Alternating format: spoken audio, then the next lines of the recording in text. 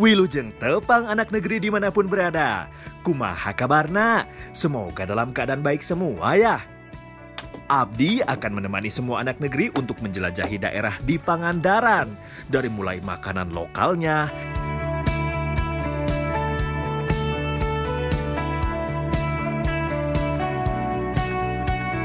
hingga olahraga yang ada di Pangandaran. Makanya jangan kemana-mana ya, tetap di jejak anak negeri Trans 7 karena alam memberi banyak manfaat.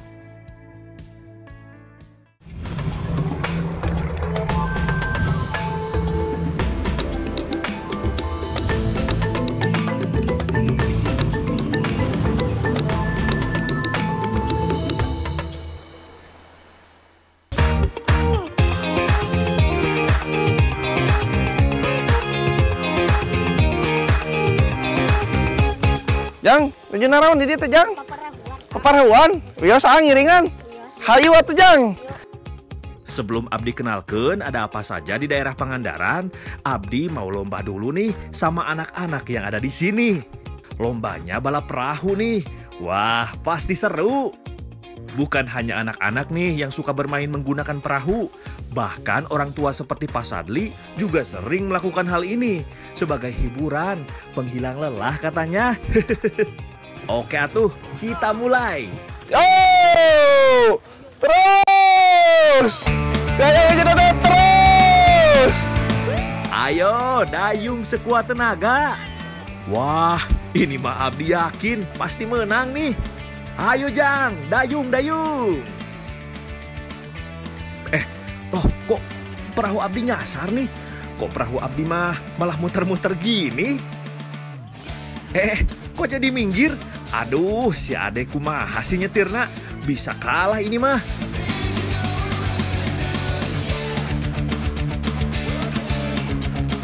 Ini salah satu perlombaan yang sering dimainkan anak-anak pesisir di daerah Pangandaran.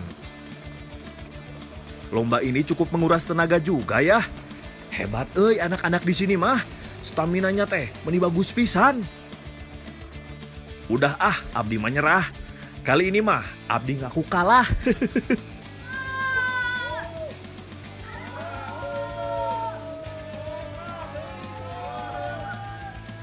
Jadi kegiatan anak-anak di daerah sini tuh seru banget nih. Jadi kalau setiap sore hari langsung main dayung-dayungan pakai kapal tuh ditemenin sama Aki di sini untuk menjaga keselamatan. Seru pisan adanya. Ayo tuh deui. Ayo. Kalau itu jadi kapukan.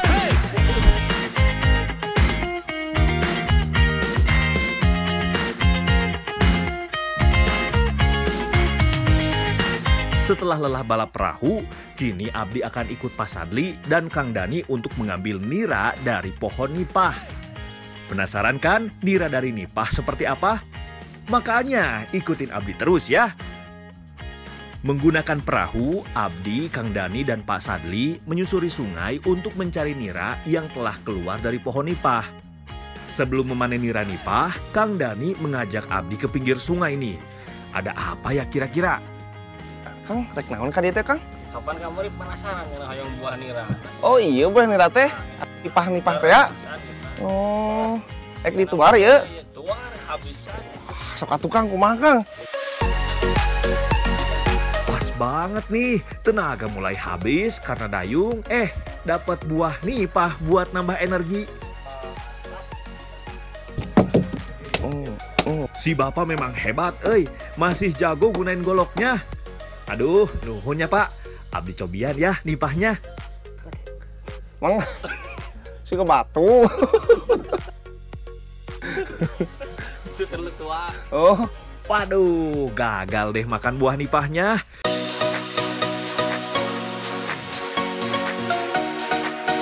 Ayolah Kang, Pak, kita langsung ambil nira aja.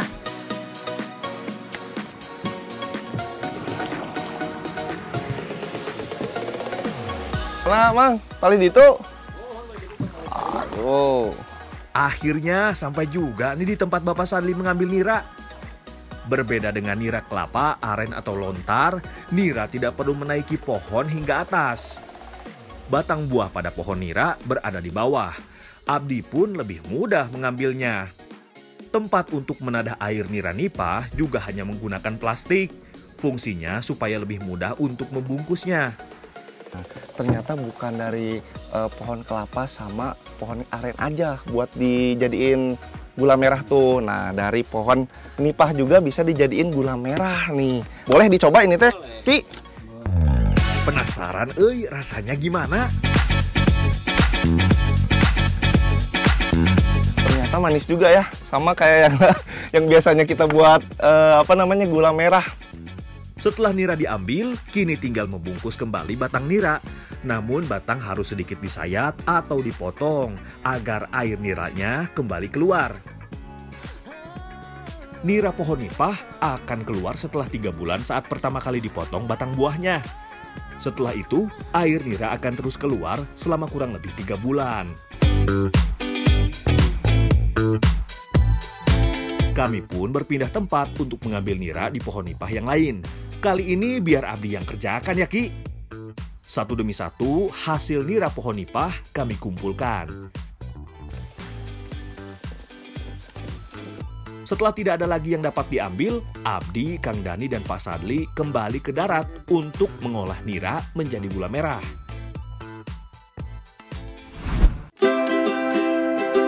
Sebelum mengolah nira nipah menjadi gula, Abdi mau buat makanan menggunakan buah nipah nih.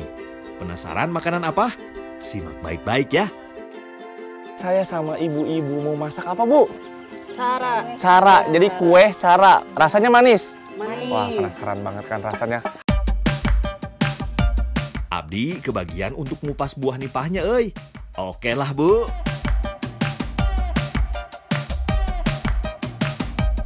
Ibu-ibu pada sibuk bagi-bagi tugas, euy. Ada yang memarut kelapa untuk dijadikan santan dan juga membuat adonan. Sebenarnya cara buatnya cukup mudah nih. Campurkan tepung terigu, tepung beras, gula pasir, dan juga vanili dan pengembang makanan ke dalam wadah. Aduk hingga rata. Setelah rata, masukkan santan secukupnya. Dan aduk kembali hingga rata. Abdi mah bantu Teh Novi sajalah potong-potong buah nipah sebagai topping kue caranya nanti. Setelah adonan rata, kini saatnya membagi adonan menjadi 4 bagian dan masing-masing diberi pewarna makanan. Wah, atas iya naon deh, Bu? Atos, itu apunten panghongkeun heula. Oke, siap, Bu. Kalau sudah disuruh hidupkan api, berarti sudah mau mulai masak nih. Hayu, Bu. Kini kita mulai masak kuenya ya. Lah, ukuran nama tekengeng sirting caina gitu tah. Oh. Wah, ternyata kebanyakan minyaknya. Maaf atuh ya, Bu. Sekarang baru nih kita mulai masak. Sakia, Bu. Cekap, Di. Lucu penggorengannya ada cetakannya. Setelah hampir matang, tambahkan buah nipah di atasnya. Memasak kue cara tidak dibalik ya. Jadi yang kering hanya dasarnya saja. As geuning teu utung alat as teu budim. Alah, kumaha tuh, Bu? Yos. Gentos deui, gentos. Oh, gentos satu. Kuno hejo deui. Lah, tetiasa abi teh. Itu ya Allah ya Robi. Waduh, salah lagi Sepertinya apinya kebesaran nih. Jadi angus gini deh. Sok atuh Abdi ulang lagi ya, Bu. Warna lain lah biar gak salah lagi. Agak pinuhan dikit Ya, Bu. biar agak berkembang bagus ini. Aduh, walau bahannya mudah, ternyata masaknya teh sulit, Sok lah, kali ini mah bisa lah pasti. Tapi penasaran, sama rasanya. Ini manis banget, lembut. Tapi yang sayangnya gosong, jadi agak pahit. Jadi pengen nambah, Enak, Bu. Makan mulu. Tekengeng. Pani mah tutung kanggo abi we atuh ah. Aduh, kena marah lagi, Baru kali ini masak kena marah terus. Abis wangi dari kuenya bikin Abdi mau nyicip terus. Nah, ini salah satu ciri khas dari kue cara. Bagian atas dari kue dibikin mekar. Wah, Bu Isa menibisaan bikin mekar kuenya. Jangan lupa tambahkan buah nipah di atasnya. Satu demi satu, kue cara dengan beraneka ragam warna jadi juga nih. Dan siap untuk dinikmati tentunya.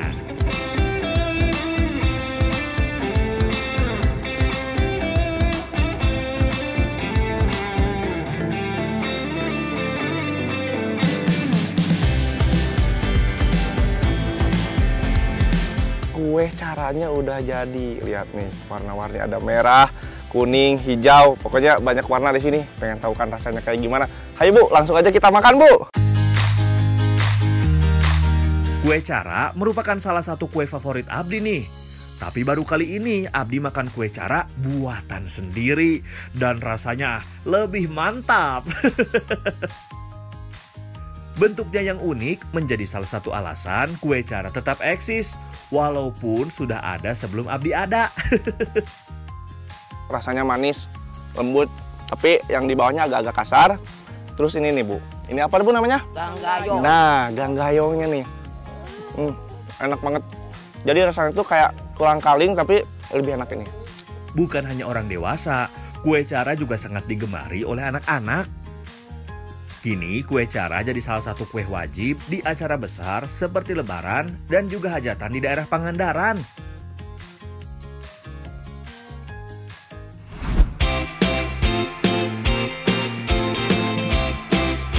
Kini saatnya mengolah nira nipah menjadi gula.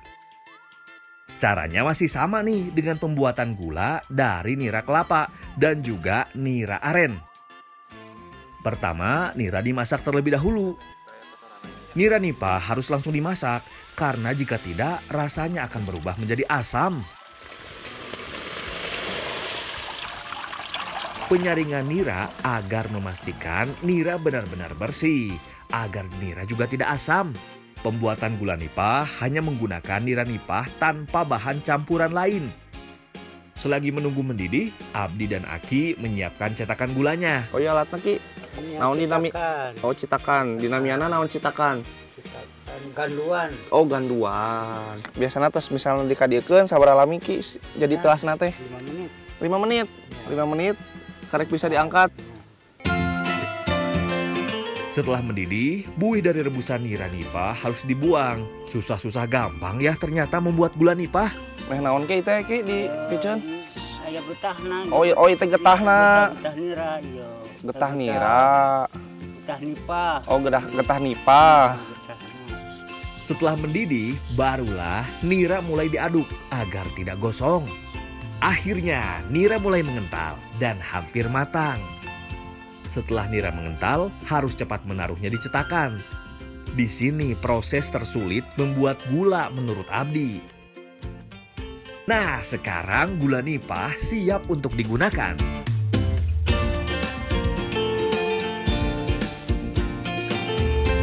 Ki nyobiannya Abi Ki. Amisnya Ki nya. Tapi teh nah bet rada koneng biasa. Nah gula beureum mah nya beureum we coklat gitu Ki. Nah Ki. Kumaha situasi Cuaca. cuaca. Jadi lamun cuacana sae koneng. Lamun cuacana teh sae coklat. Oh, gitu. Wah, tapi warnanya jadi lebih cantik ya. Oh iya, selain itu gula dari nira nipah kabarnya juga lebih rendah kalori dan bagus untuk penderita diabetes. Gula nipahnya udah jadi. Aduh panas. Nah, tinggal diolah sama masakan nih. Terutama sama sambal. Wah, pasti mantep banget. Hayu Ki, urang bawa we Ki.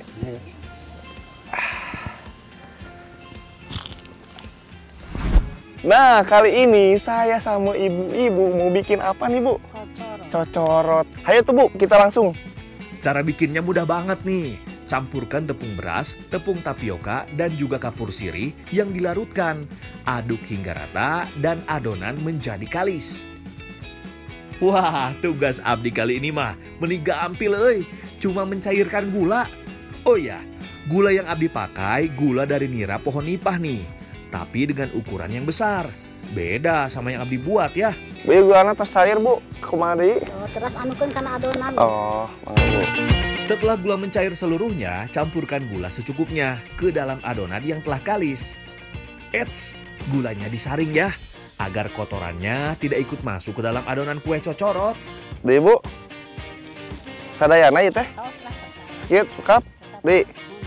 Tos. Oh, pamang. Pemalinya. Aduk hingga gula dan adonan tercampur rata. Makanan khas Pangandaran ini sudah mulai sulit dijumpai jika tidak ada hari-hari besar atau pasaran dadakan. Terus dinaonkeun deui teh Bu? Terus dianukeun karena ieu adonanana karena cangkang cocor. Oh. Nah Bu, eta kunaon di tong-tong gitu Bu? Pan bilih bocor anak. Oh, beli bocor. Bocor mah awon ke. Mun ieu mah henteu nya Bu? Saya. Henteu nya. Wah, bungkus dari kue cocorotnya meni unik pisan euy. Sebelum masukkan adonannya, Abdi mau bikin bungkusnya ah. Caranya susah-susah gampang ini teh euy. Ambil daun kelapa yang masih muda, bentuk daun seperti corong atau kerucut. Bahan bisa terdiri dari beberapa lembar daun. Awas, jangan sampai ada celah ya, biar adonannya teh tidak keluar atau bocor. Nah, jadi deh bungkus cocorotnya. Kini tinggal masukkan adonan cocorot ke dalam daun kelapa yang telah dibentuk. Lalu kukus cocorot dalam sepan. Harum dari adonan cocorotnya membuat Abdi penasaran sama rasanya euy. Cicip dikit, boleh kali ya? Bu, enak manis. Raos pisan. Mentahnya aja udah enak ini euy. Gimana matengnya nanti ya?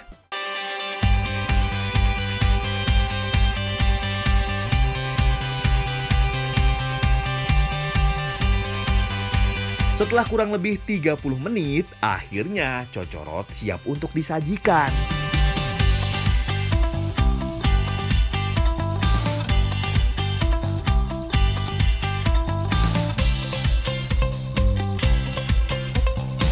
Nah, ini dia nih makanan cocorotnya udah jadi. Bentuknya unik banget ya tuh. Penasaran kan rasanya kayak gimana? Ayo buah, makan lagi. Gak kebayang ternyata rasanya teh meniraos pisan. Rasa manisnya juga pas pisan euy. Jadi rasanya tuh manis banget. Genyal nih ketika dimakan. Nah, terus ini nih bungkusnya tuh ngaruh banget sama rasa. Walau rasanya nikmat, cocorot sudah mulai jarang ditemui jika tidak pada acara hajatan atau hari raya besar seperti Lebaran. Padahal selain nikmat, cocorot juga sangat mengenyangkan dan rendah gula jika dibuat dengan gula dari nira nipah.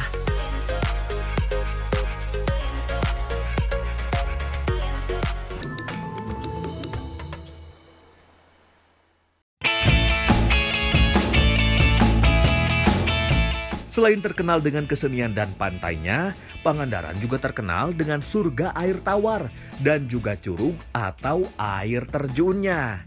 Beragam olahraga ekstrim air juga banyak terdapat di sini. Nah, kali ini Abdi ada di daerah Harum Mandala, Kabupaten Pangandaran. Di sini ada air terjun yang punya nama Curug Leuwi Leutak. Curug ini masih bisa dibilang belum tersentuh banyak orang. Dan Abdi beruntung banget nih bisa datang ke tempat ini. Bukan cuma mau melihat air terjun, tapi Abdi juga mau menguji adrenalin dengan menuruni air terjunnya yang memiliki ketinggian 25 meter ini. Pertama, persiapan harus benar-benar dilakukan dengan baik nih. Karena ini merupakan kegiatan yang cukup ekstrim, jadi harus didampingi orang yang profesional ya. Instruksi dari instruktur juga harus diperhatikan dengan seksama agar tidak ada kesalahan saat melakukan shower climbing. Nah, hari ini saya sama Akang-Akang dan Teteh nih. Mau apa nih, Kang? Kita mau tower climbing. Setelah persiapan selesai, saatnya menguji adrenalin. Doain ya para anak negeri. Sebelum memulai kegiatan, kita berdoa dulu sesuai kepercayaan masing-masing.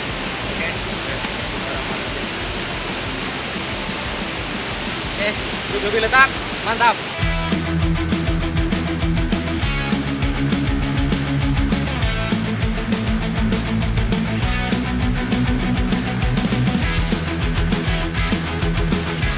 Oke, saatnya menuruni curug.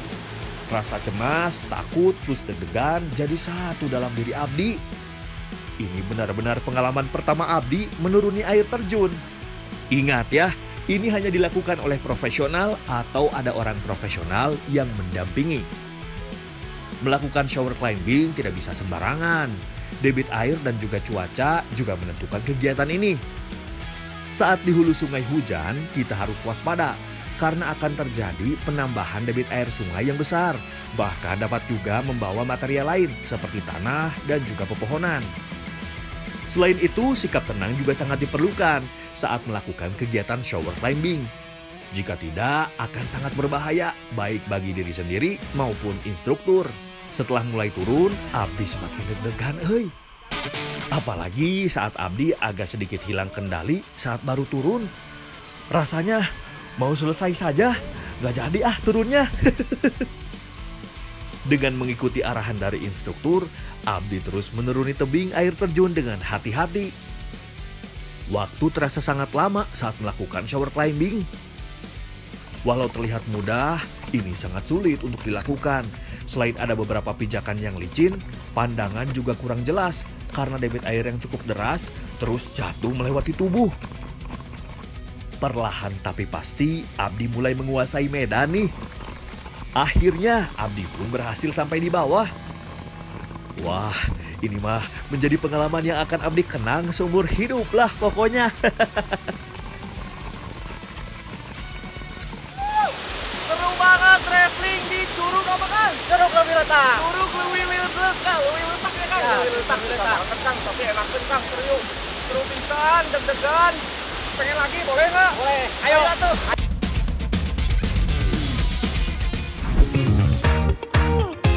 Sehabis basah-basahan dan menguji adrenalin, kini Abdi mau bantu Teteh Gina untuk mencari ikan di sungai nih. Mumpung sudah basah semua. Bentar Neng, itu lihat lagi ngalah apa itu teh? Apa ya? Kayak cari ikan atau cari apa ini teh? Neng, ke sana dulu boleh? Boleh? Ayo. Wah, sepertinya bukan hanya Abdi nih yang mau cari ikan. Buktinya sudah banyak akang-akang yang mencari ikan di sungai. Kebetulan Abdi nggak tahu cara ngalah ikan di sini seperti apa. Siapa tahu kalau ikut malah dikasih ikan. Jadi nggak malu sama Neng Gina. Kang, ini naon dia Kang? Kalau lauk, Ya, Abdi ngiringan. sok atuh lah. Ayo atuh Kang. Di sini unik nih, ngambil ikannya bukan dipancing atau ditembak, melainkan diambil menggunakan tangan kosong dengan cara menyelam. Wah, ini mah meuni hebat pisan warga di Desa Harumandala. Jenis ikan ada beragam nih, dari mulai ikan endemik seperti tawes dan mujair, ada juga ikan peliharaan atau kolam, seperti ikan mas dan juga bawal. Ikan-ikan merupakan ikan kolam yang meluap atau jebol yang akhirnya tinggal dan beranak pinak di sungai ini. Kang, jeruk kayaknya ini dia. Cengen, bisa aduh. Aduh, Abdi ditinggal nyelam terus, Si Akang kamar lama ini teh. Kang! Kamar si Akang deh. Oh, ke hadap. Wah, meni hebat si Akang dapat ikannya. Abdi mah boro-boro lihat ikan, bisa nggak tenggelam aja, udah alhamdulillah. Teh, lauk kawan Kang. Bawah. Kang, aduh. Ayo tuh Kang. Bicara ini. Bener deh. Bola Kang. Kakak kelalam keras ya Kang teh. Ya, bener-bener. Secara bergantian si Akang mendapat ikan. Ini mah benar-benar hebat lah si Akang mah. Abdi mah cuma dapat basahnya aja ini teh Gak nyangka lumayan juga ikan yang didapat. Ini berarti kelestarian sungainya juga dijaga nih sama warga desa. Lihat aja ikannya juga masih banyak. Cekap ya teh. Apa ya? Ayo atuh Kang. Ayo, harus tidis. Yeay. Aduh. Nih, Neng. Akhirnya dapet, A. Ya, kita dipasak yang enak. Siap. Nah, sekarang saya sama Teteh Gina dan Bapak Dedi mau masak apa nih, Pak? Lemeng bumbu kunir. Lemeng bumbu kunir nih, salah satunya pakai bambu dimasaknya nih. Wah, pasti enak banget dan unik ya. Ayo Pak, sekarang gimana aja nih Pak? Wah, ini sih pas pisan Habis basah-basahan, masak makanan yang hangat dan mengenyangkan. Bahannya juga mudah banget nih. Beras yang sudah dibersihkan, dicampur potongan bawang merah, bawang daun, dan juga sedikit minyak goreng. Campur semua bahan hingga rata. Tambahkan ikan ke dalam campurannya. Setelah itu, bungkus menggunakan daun congkok. Bungkus yang rapat ya, agar tidak tumpah saat dimasukkan ke dalam bambu. Dan dimasak. Selanjutnya naon di? Ya hiji, berarti ayeuna ngadamel lauk bumbu kunira. Kini tinggal ikannya nih yang mau dimasak.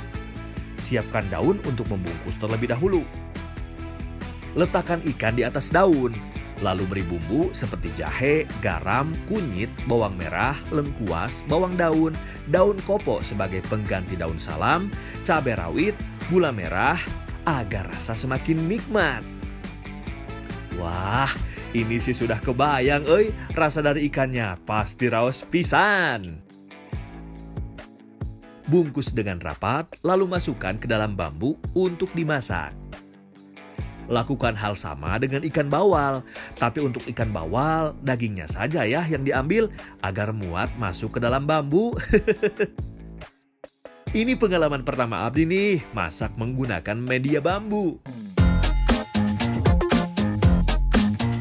Setelah siap, masak di atas api. Eits! Ini nggak sembarang bakar ya, harus ada jarak nih antara bambu dan api biar bambu tidak langsung terbakar. Putar bambu agar masakan matang dengan merata. Akhirnya masakan siap untuk disantap.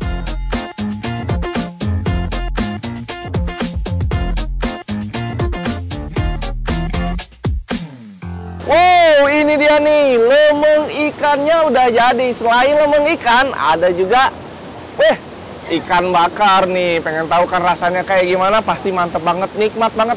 Hayu Kang, Pak, kita makan, hayu teh.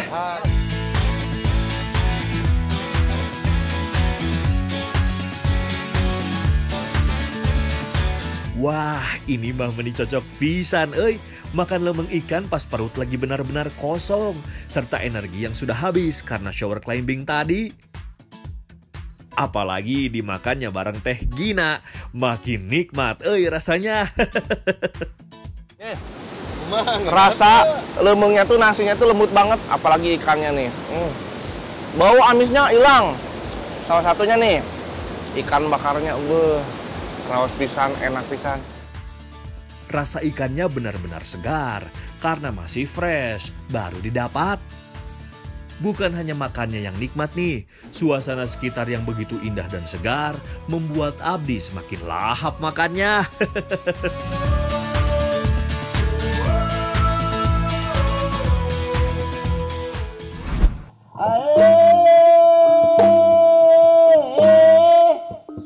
Adalah cerita kepedihan hati seorang putri raja yang kehilangan suami yang dicintainya, serta upaya balas dendam kepada sang pembunuh.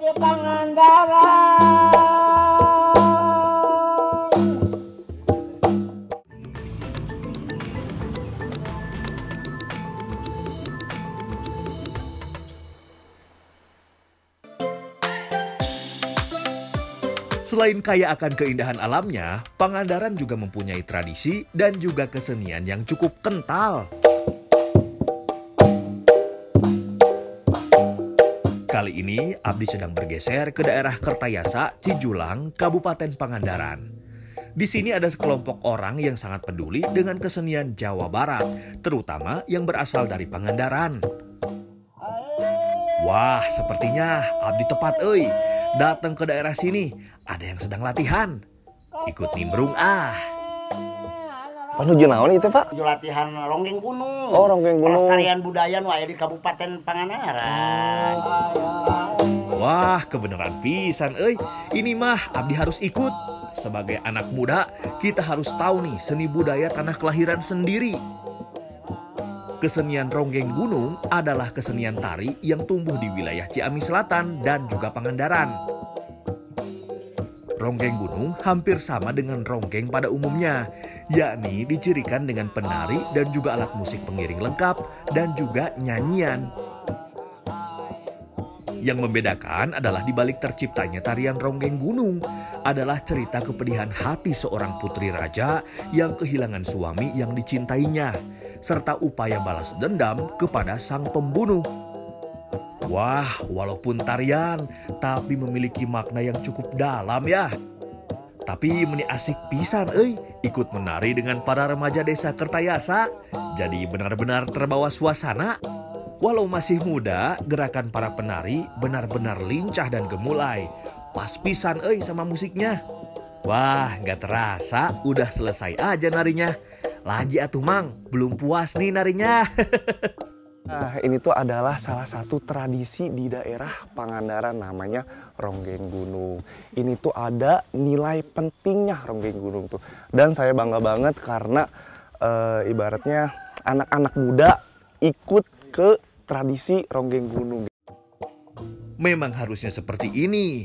Yang tua mau mengajarkan dan yang muda mau melestarikan. Jadi kesenian kita tetap terjaga hingga kapan jua.